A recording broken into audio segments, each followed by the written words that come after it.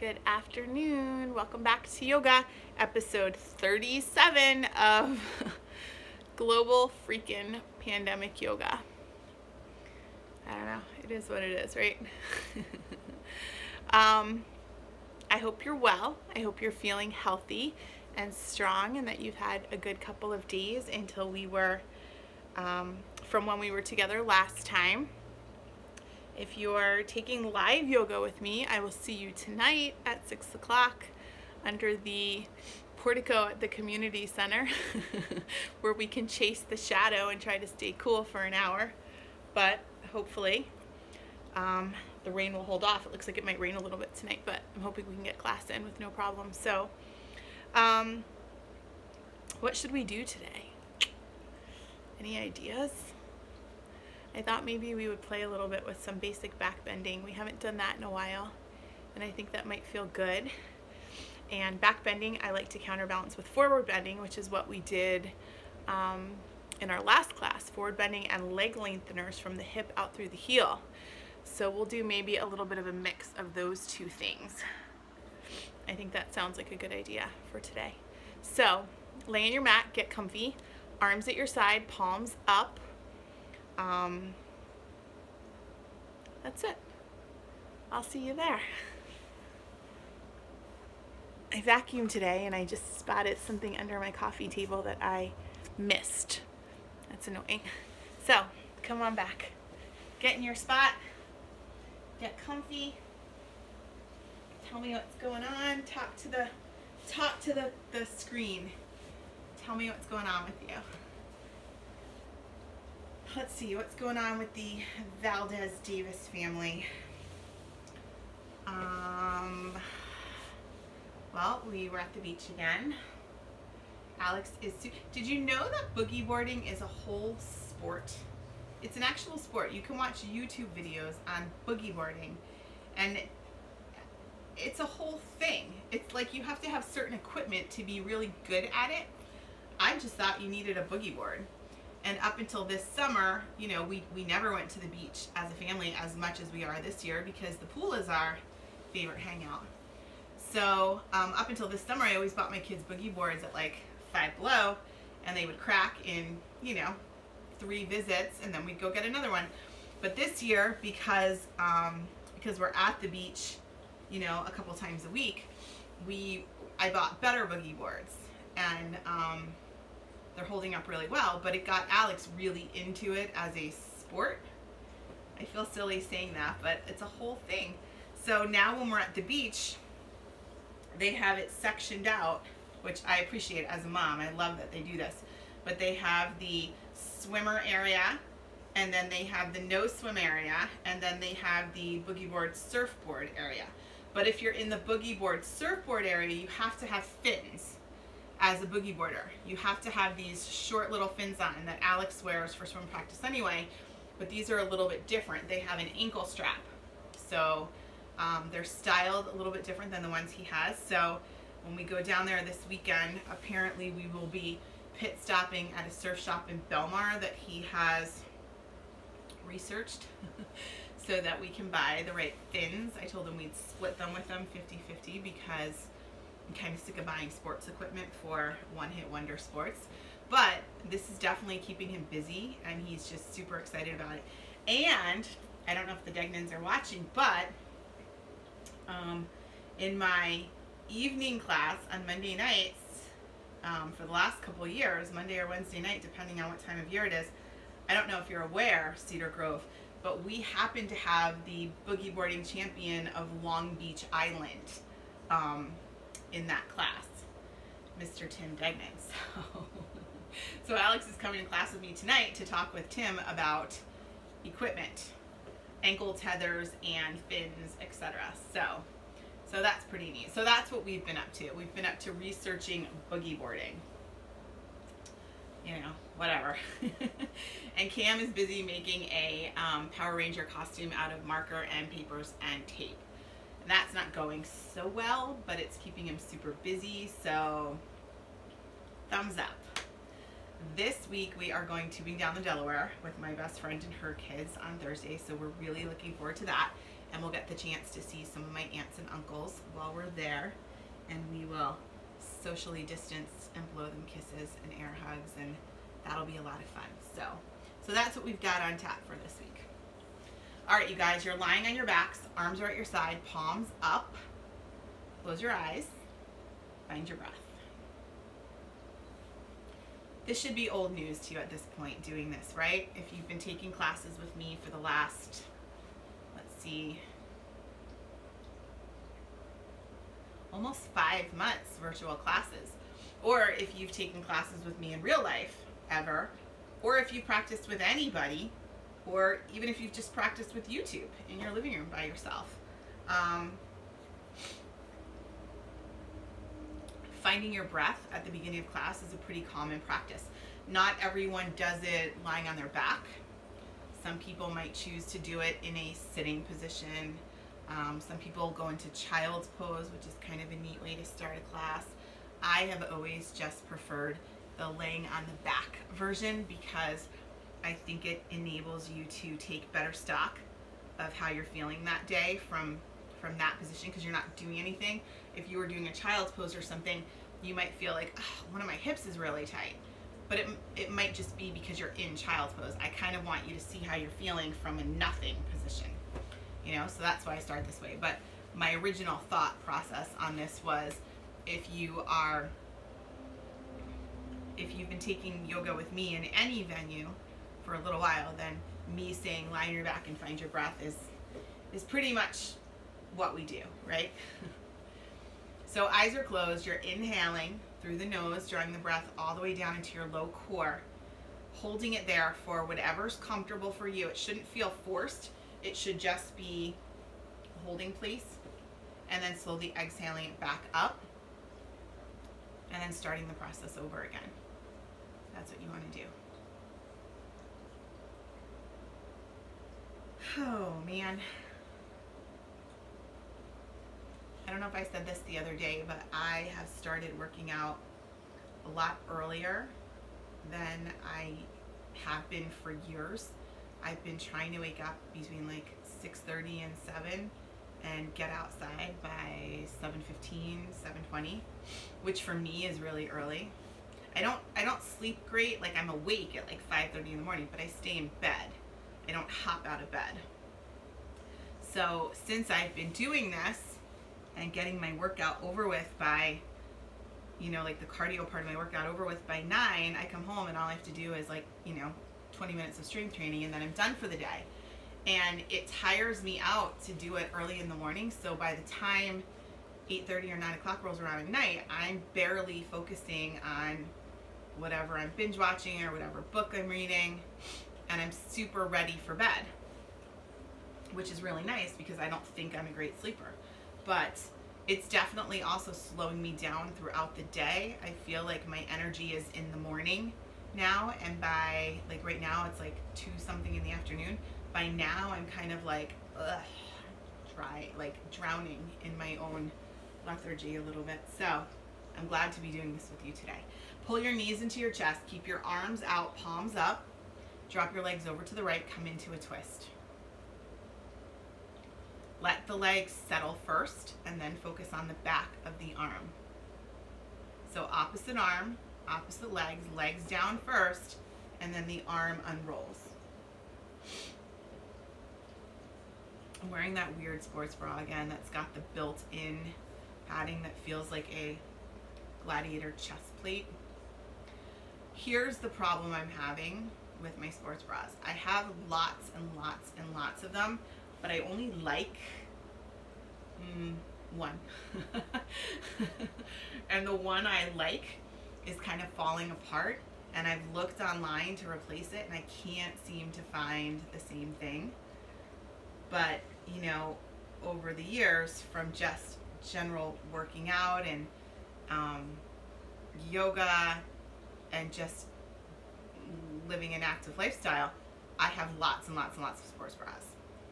I don't like that. They're either tight under here, or they're padded, which I hate, or they're so old. Like I actually have two from college that are so college, you guys, and I'm in my 40s now, so those are super old. Super old. But those are kind of loose and comfortable, but they don't actually do anything because they're loose and comfortable.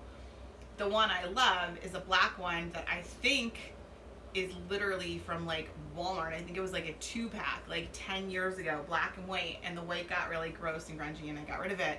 And the black one I love, but it's coming unstitched, so the bottom band is longer than it used to be because it's not double anymore.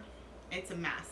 But I need to go through my sports bras and just cut ties with the ones I don't like, even if I like the back but I don't like wearing them. That happens a lot with me too.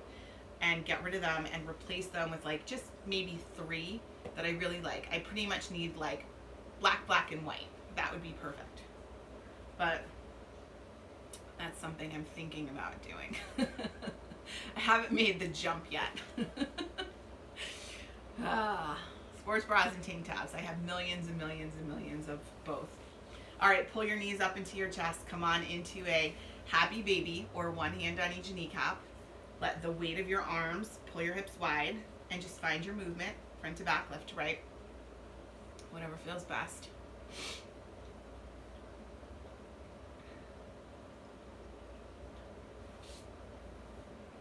You know what else is making me tired? I'm not drinking caffeine. I'm trying to really drastically cut back on my caffeine intake. I don't drink coffee. I don't like coffee. But I would drink Crystal Light Citrus Energy drink, which has a big boost of caffeine in it. Usually like later in the morning, and that would kind of like zoom me through the afternoon.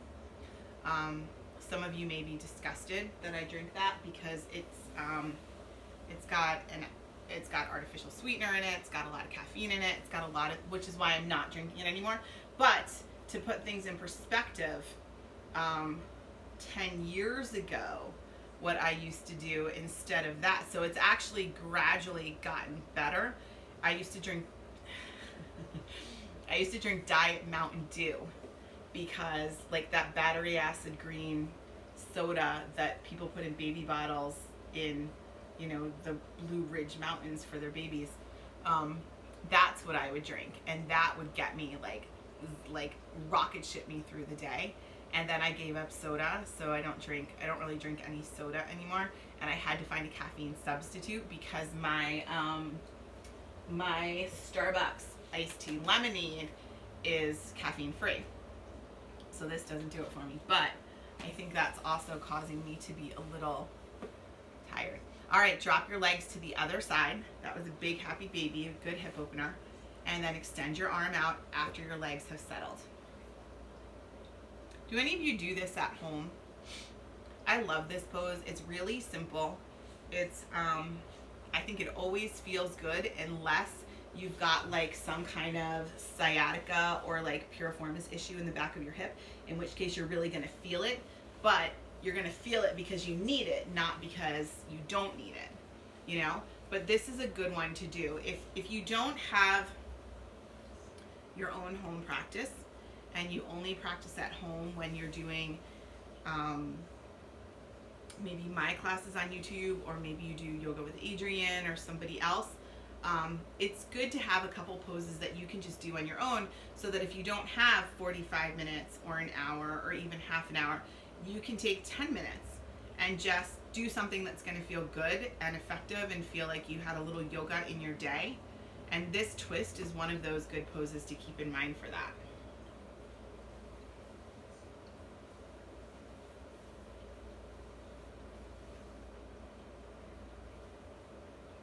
The boys and I had blood work this morning from our physicals. We had our physicals last week, and when we went next door. Our doctor's office has a lab next door. When we went next door to give blood, the technician had gone to lunch 5 minutes beforehand, and we didn't feel like waiting an hour, so I had to make sure that the boys didn't eat, and so we had to go on a day when I knew I could keep them like empty until we gave blood. So we went this morning, and all 3 of us did it. And I like donating blood, because then I feel like I'm doing something useful. but I hate actually having blood work done or getting the flu shot or anything like that. Hate it. So this mark is going to annoy me until it goes away, because every time I look at it, I'm going to feel like, oh my gosh, my arm hurts. And it doesn't, but drama. All right, bring your legs up to center, happy baby again, or one hand on each knee and go wide. I don't know how many of you are in the same age range as me, but every time I say happy baby one more time, I think of Britney Spears, hit me baby one more time, every single time.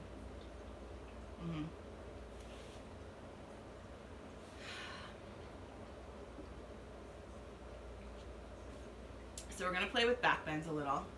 That's going to incorporate some forward bending, because I've told you before, I'm a big fan of doing counterbalance poses. I think it feels good, and I think it's good for you to kind of like click everything back into place after you take it out a little bit. Nothing crazy, because again, I don't know the range of people that are doing this with me, and I don't want anyone to feel like they can't do something that we're doing. So we're sticking with basics. We've stuck with basics for 5 months now, and from what I can tell when I see you guys, or you message me or DM me or email me, it seems to be working. So that's what we're going to keep doing. So roll over to your right hand side and come on up to a comfortable seated position. Come into the S position with your legs. So your left leg is bent in front of you, your right leg is bent out to the side. Both your knees are at a deeper than a 90-degree angle. It's probably more like maybe a 75-degree angle. But just come into an S position. We're just going to take a twist, and then we're going to forward bend over the front leg and then switch sides.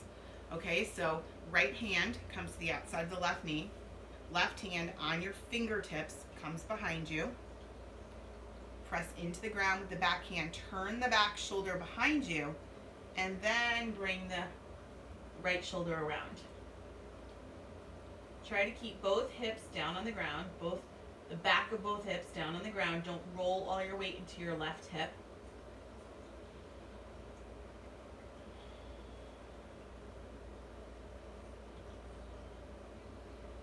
Come on back to center. Now turn your torso so that you're over your front leg. You want to be kind of facing over the front thigh and facing out through that knee. And then walk your hands out and just come down to where you're comfortable, draping yourself over that front thigh.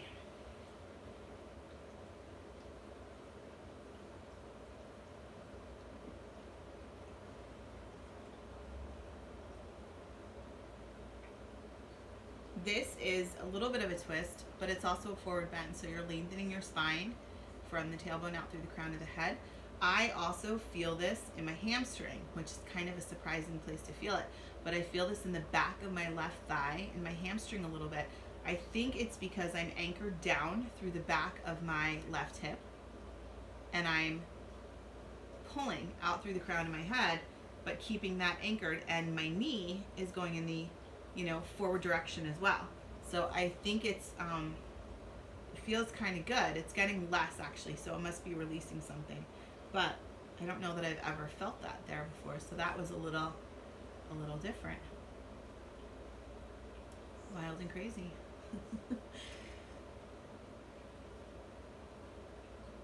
All right, come on up to center. So now we're going to S in the opposite direction. So you're going to bring your left leg out to the side and behind you. Right leg is in front. So if you have a tighter hip, like I do, my right hip is tighter, this side might not be at all as comfortable. The left side, very comfortable for me. The right side, already not as comfortable because it's my much tighter hip. So we're going to start with our twist. Left hand to the outside of the right knee. Right hand behind you on your fingertips.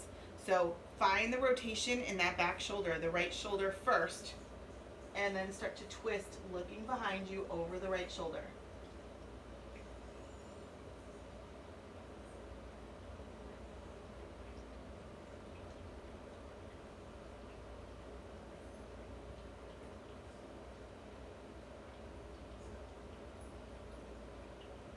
Come on back to center. Line yourself up with the front femur, the front knee, and then start to walk yourself forward. Just coming down to where you're comfortable. Again, I feel it in my hamstring. That's really weird. I've never felt that there before. I'm not sure why. I mean, it feels good, but I don't think I've ever noticed that before in this pose.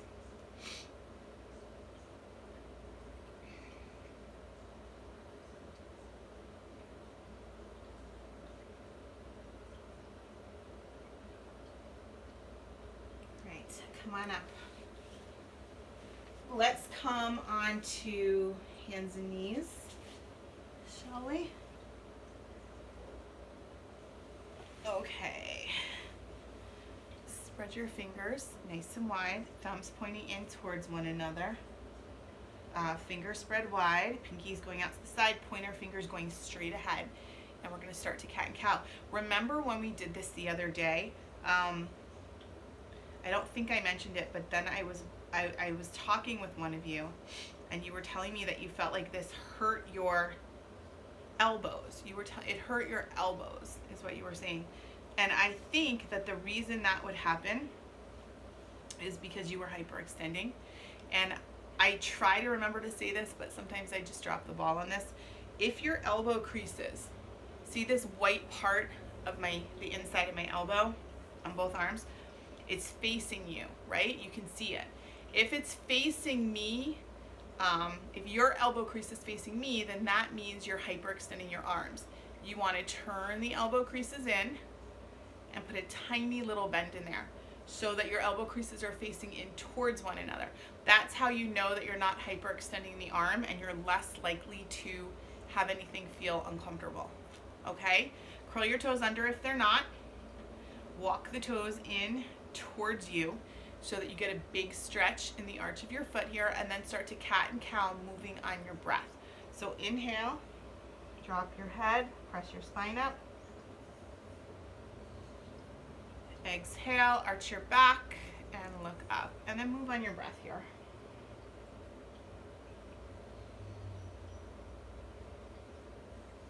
This is another one, like I was saying with that twist in the beginning. If you have 5 minutes to move around a little bit, do that, do this, do a downward dog or two, a plank, a child's pose, all like simple basic structure poses, but good stretching poses and effective. You don't need to give them a ton of time. You can give them just hardly any time and still feel like you did something. Okay, from here we're going to go into a wide knee child's pose. My hair is a flyaway mess today. I washed it last night and then I went to bed with wet hair, which doesn't work well for me.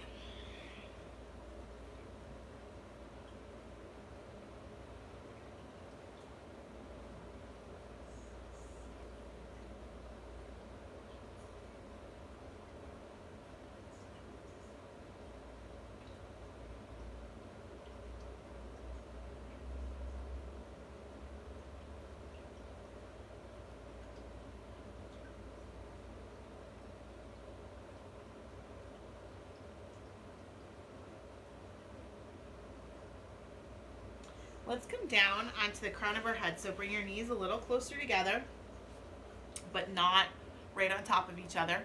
Come down onto the crown of your head. So that's the very tippy top of your head, not your forehead, not the back, right on the top. I'm going to sneeze. Hold on a second. Oh my goodness. Okay. I'm fine. Everything's fine. It's not COVID, just a sneeze. All right, come on down, top of your head. Hands are going to be on either side of you with your cupcake hands. Okay? Bring your hands to the small of your back. Interlace your fingers. Press your palms together. Keep a good bend in your elbow. And just start to lift your hands up towards the ceiling.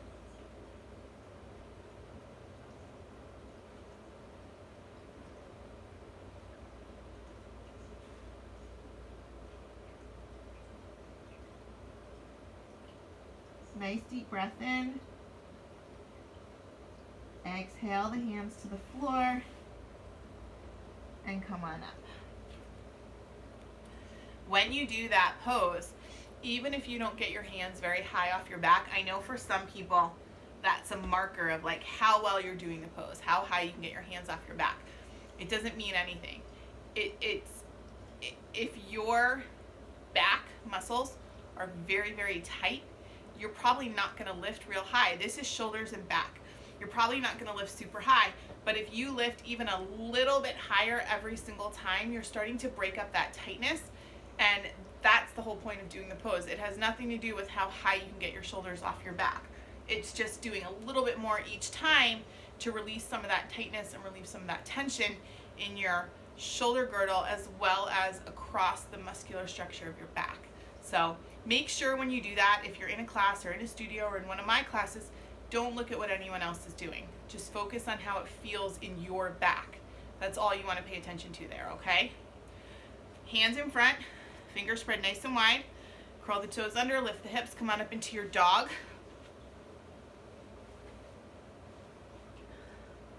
Drop your heels, lengthen the back of your legs. Wiggle around however you need to make this feel good-ish, right? Good-ish.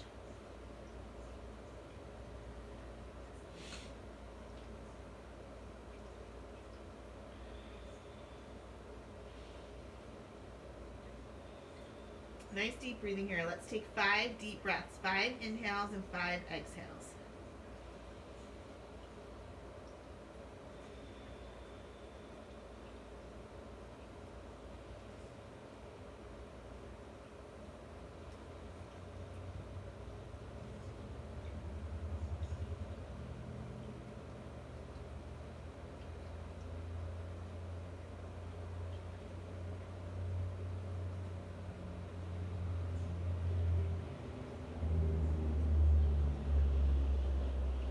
Okay, let's walk our hands back. Let's inchworm them back to our feet.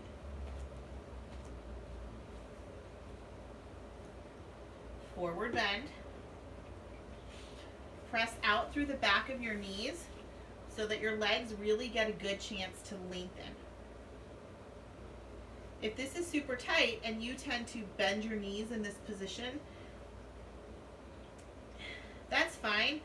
But you're making it easier on the muscles in the back of your legs, and you want to challenge them a little to straighten. So the more you can press out through the back of your knees without hyperextending, over time, the more effective the pose will be to lengthening the hamstrings and the muscles in the back of your calves, your Achilles, and the back of your knees. Inhale up to a flat back. Does that make sense?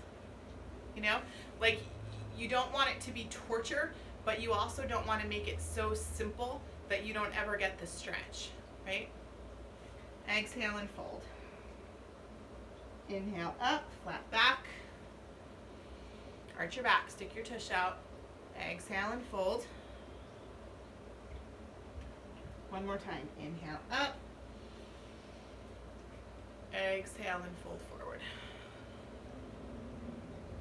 Let's walk our hands out right into a plank.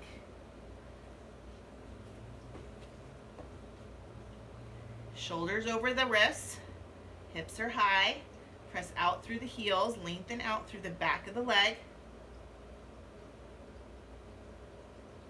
Hips are going to come to the floor, and you're going to find a high cobra. Unclench your butt. It's like magic that I know you're doing that, right? But I do. Because I have to think to myself every single time, unclench, Stacy, unclench. It's a muscular movement that we have very little control over, but once we know we're doing it, we can be aware and then not do it. Press back into kind of a short child's pose. I'm not going to bring my knees wide. I'm going to leave them where they are, and I'm just going to press back to a long spine and straight arms.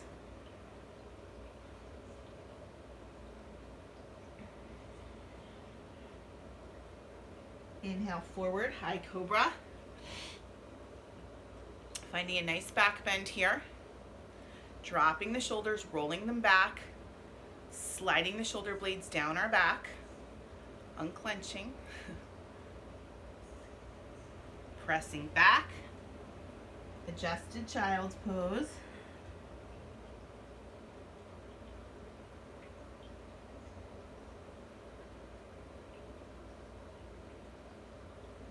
And then one more time, coming forward, finding a big back bend here.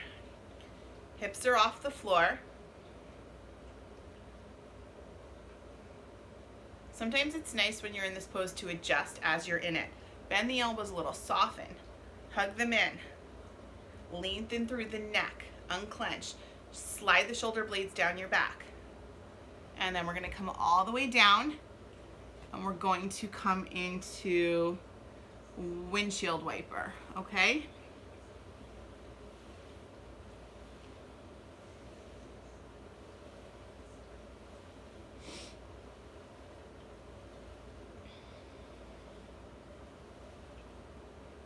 All right, so let's come onto our back, okay?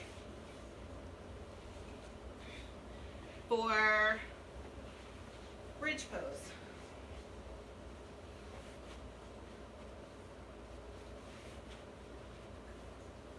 All right, so we're lying on our back. Knees are bent. Go wide with your feet. And then for just a minute, tower your knees in towards one another. I always like to feel around my hip bones, my stomach. I don't know why. I like to investigate things. Okay, bring your arms into cactus for a minute. So cactus is not the big T. It's a bent elbow.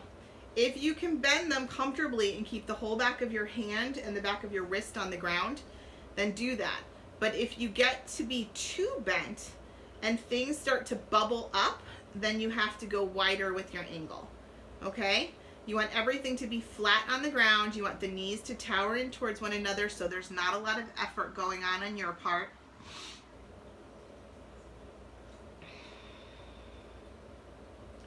Take a moment, find your breath.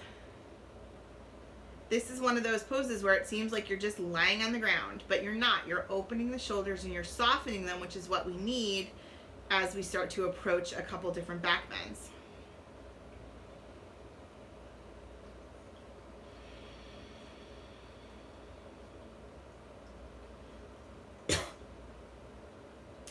All right, so arms are going to come at your side, and if you're familiar with bridge, then you can do whatever arm positioning you like. If you're not real familiar with it, do a robot arm with me. Robot arms are 90-degree angles, hugging my upper arm in towards my rib cage, spreading my fingers nice and wide with my palms facing in towards one another.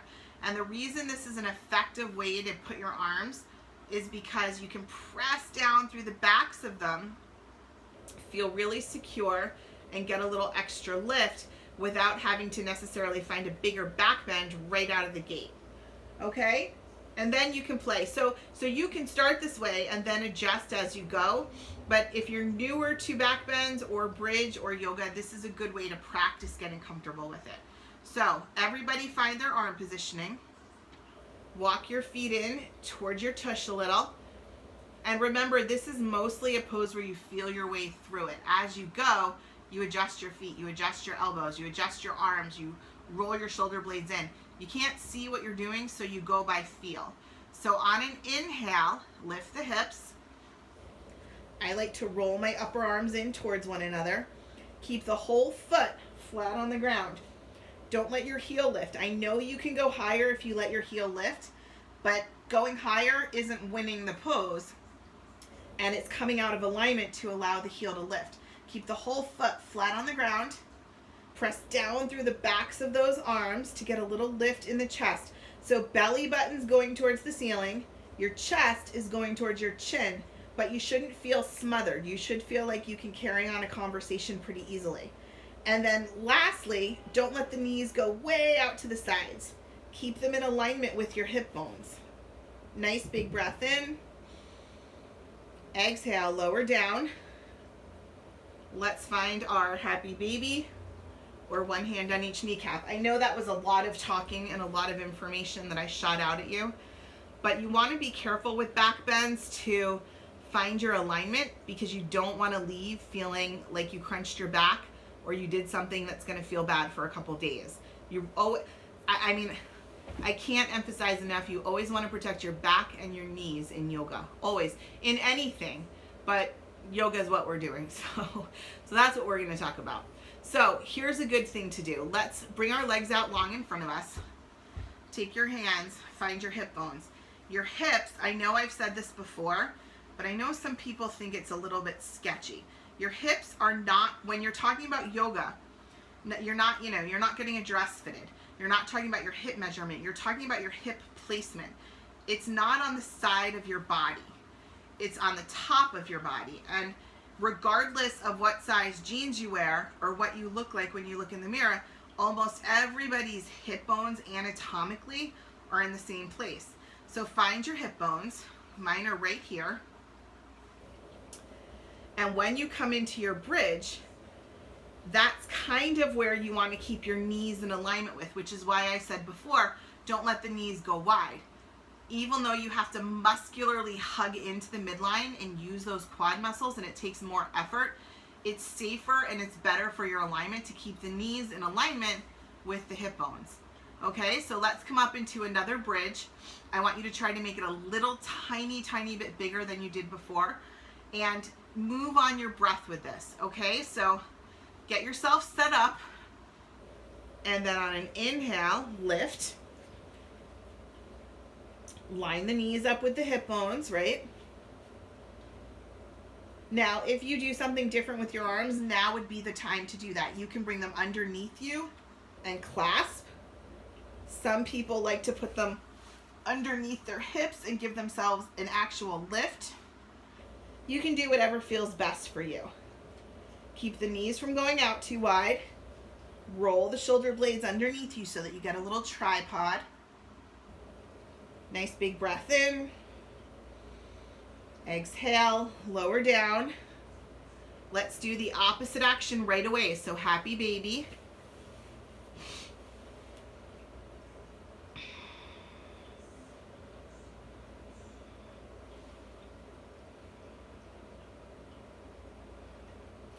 Go a little wider with your legs. Press out through the backs of the knees. Bring everything in. Soles of the feet together. Knees out to the sides. Arms or palms up. They can be close to your body or wide, whatever you prefer, but palms up.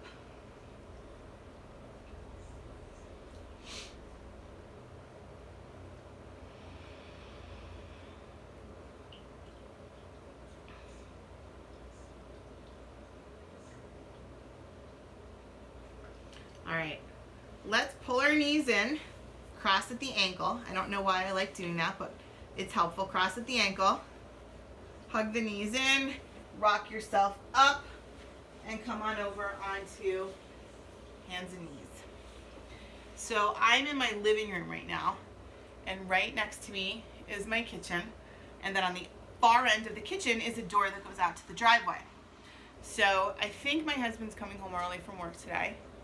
And Alex is out riding his bike, but he'll probably be home at any minute. So I'm kind of living in fear that suddenly there's going to be a whole parade marching through the kitchen, and it's going to be really noisy. So I position myself so that when they come in the back door, they'll see what I'm doing.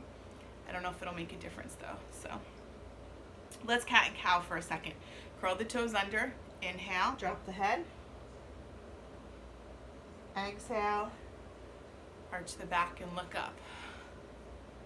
And then keep moving on your breath.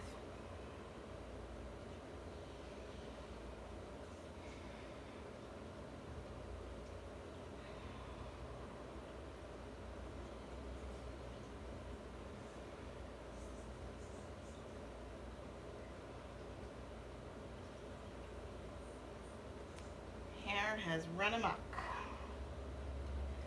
Okay, so we're going to come into camel, which is one of my favorite back bends. We're going to do it in 4 parts. We're going to do half camel left, half camel right.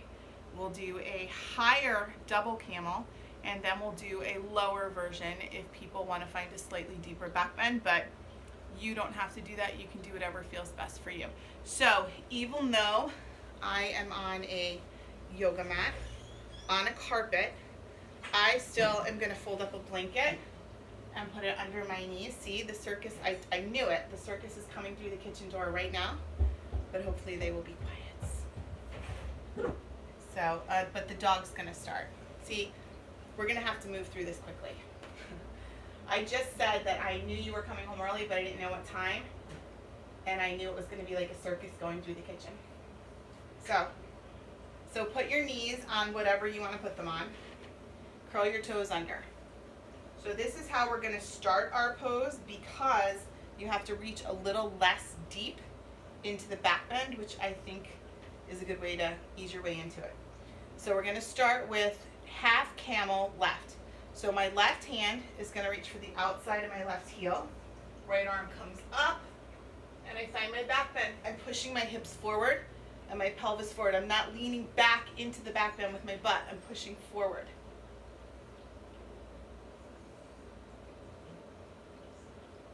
And then I'm going to come up, and I'm going to do the same thing on the other side. So right hand to right heel, left arm up, hips forward. And when you're doing this, you should always be able to speak. You shouldn't feel like you're crunching your esophagus.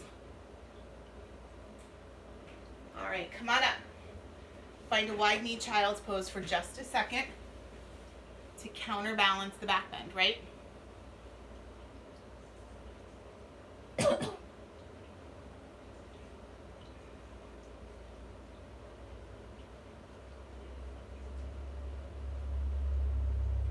So good, doesn't it? Okay, so the next step in this one is going to be a higher version of our camel. So what we're going to do is keep the toes curled under, because that gives us the height. When the toes are curled under, you have to reach like maybe 4 inches less than you do when your foot is out flat. See, when my foot is flat, my heel drops, and that makes it a deeper back bend.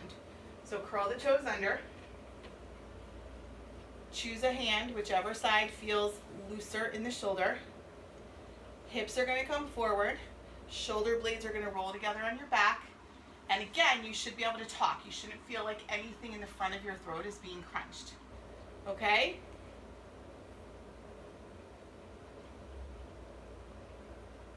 Nice deep breath in.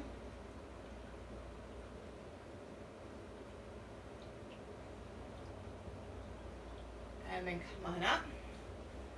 I feel that mostly in my thighs. I don't know about you, but not so much in my core or in my back at all, but in my quads. So now your next option is to do that again, or to come flat on the tops of your feet, which drop the heels and require a deeper back bend, but depending on how you're feeling, you choose, right? So I'm going to go into the tops of my feet. I'm going to find a slightly deeper back bend here. Hips are going to continue to come forward, head's going to drop, chest is coming forward, and again, I'm not blocking my throat at all. I'm feeling like I can carry on a conversation. So, nice deep breath in. Start to find your back bend before you even go into the back bend. And then reach back behind you. Head back, shoulder blades together.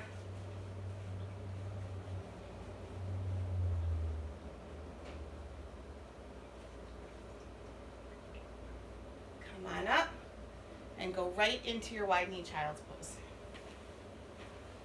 Okay? Right into that opposite action pose for sure.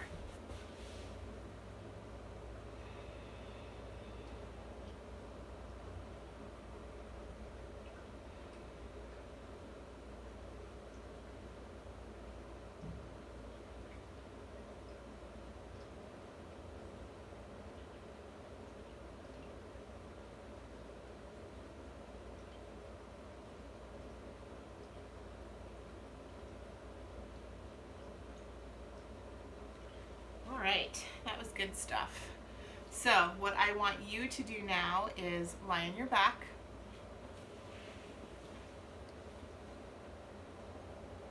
If you don't do a lot of core work in general, you might be a little bit sore tomorrow in your belly. You may not realize it until you go to reach for something in the top shelf of your pantry, or you're playing with like the shower head or something like that, and then all of a sudden you'll feel a tightness, and it'll be from the back bending, but maybe not.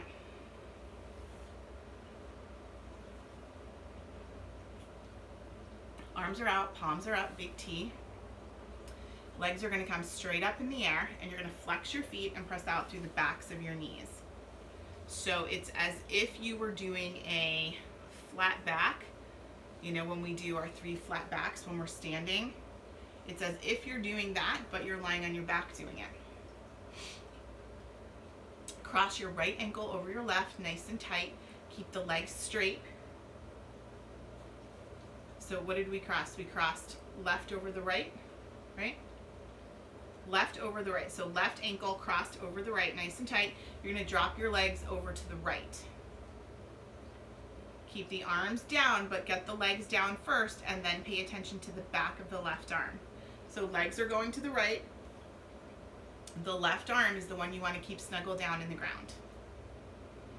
Keep the legs straight, keep them muscularly engaged and pulling in towards the midline. So don't let them come untwisted. And don't let it become sloppy and bend the knees too much, because then you're defeating the purpose of lengthening out from the hip through the heel. Right? If you bend the knee, that's what I was talking about earlier, where it's not that it's wrong, but it sort of dumbs down the pose to the point where you don't really get the benefit of the pose. And I want you to always get the benefit. You know, you may not do it the same way your neighbor does it, or the same way I do it, or the same way you did it 5 years ago, but as long as you're muscularly and alignment wise kind of following the general guidelines for the pose, you're going to feel something. And that's all I want for you. You know, sure, there are days when I approach my practice and I just feel tired, or, you know, maybe I'm getting over a cold, or, you know, or I feel bloated, or, you know, and I don't give it my full effort, but I'm still in there moving, and that's better than not moving. But I still always want to at least get as much out of it as I can, because otherwise, why bother? Now, squeeze the legs together, keep them straight, keep them crossed, left ankle over right, and see if you can lift them right back up to center. It's hard. It's going to use a lot of the left outside of the left hip and thigh. And then switch the cross. So now it's right ankle over left. Drop the legs down to the left, and then focus on what the right arm is doing. The right arm should be down on the ground, but it might take a second to get it there. We did some nice little shoulder openers though, and our back bends involve shoulder openers. I think it's hard to do a back bend and not do a shoulder opener at the same time. So that's kind of a nice benefit, right? You're focusing on back bends, but you walk away with looser shoulders too, which is nice.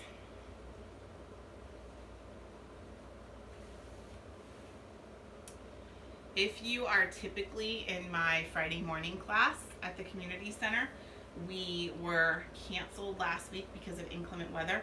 You are welcome to come on a Monday night instead as a makeup if that works in your schedule. It's a slightly bigger group, but everyone is still very easily able to socially distance. It's an hour. It's the same as the Monday morning class. We chase the shadow to stay in the cooler part of the area that we're working in. But you're welcome to come at 6 to 7 o'clock on Monday night rather than 9 to 10 on Friday morning.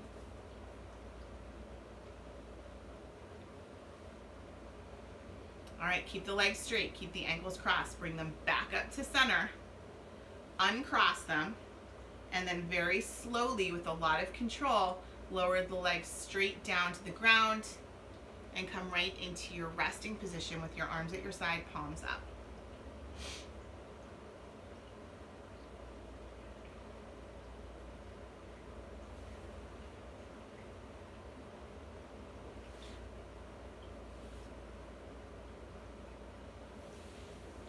Close your eyes. Enjoy the way that your body feels. Enjoy any openness that you may have created throughout your practice today.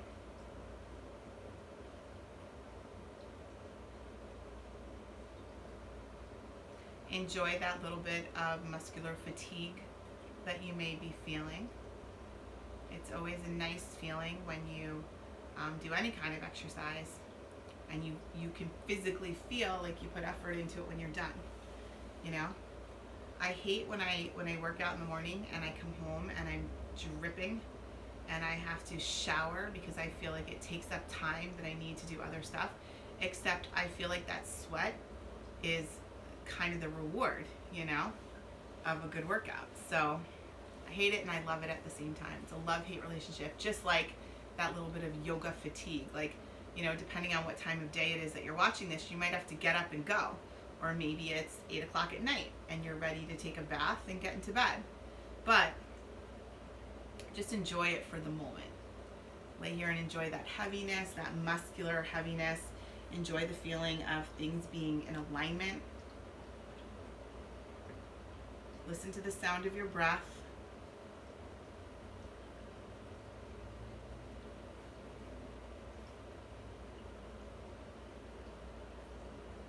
Pay attention to the length of the inhale and the exhale. Try to make them similar in length, not necessarily the same, but similar.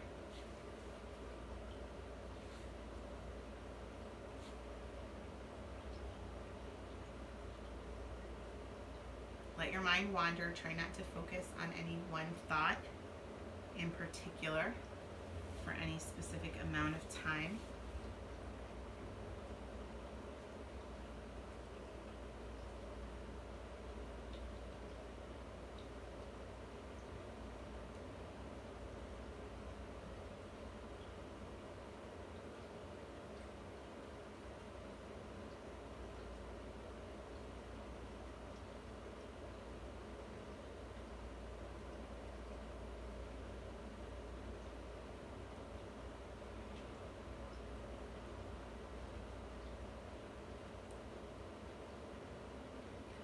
Another minute or so here, enjoying the quiets,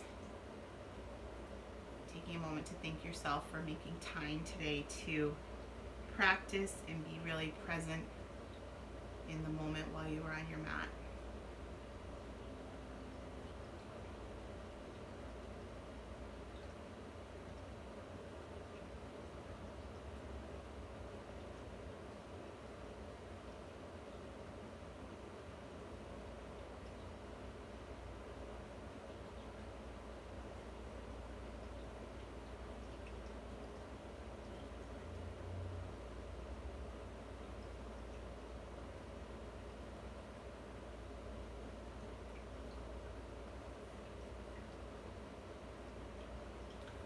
Start to wiggle your fingers and your toes and start to bring just a little bit of movement to your body, a little bit of an awakening.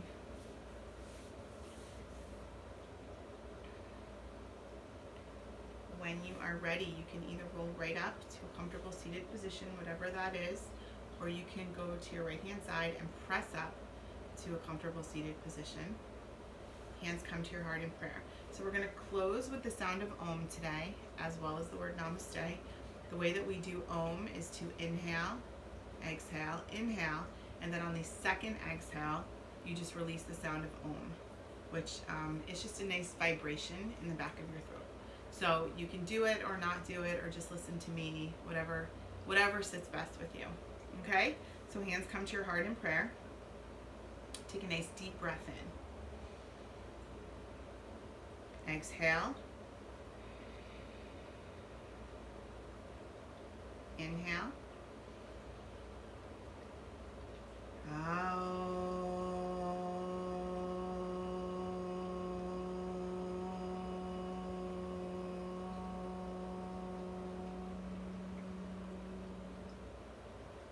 Namaste. Thank you guys. Thanks for another class together. Thank you for choosing to spend time with me and bring me and my crazy chit chat into your home. I appreciate it. I will see you again in a few days. Take care, be well, wear your mask, socially distance, do all the things you need to do to keep yourself and the people you love safe, okay? See you soon. Bye.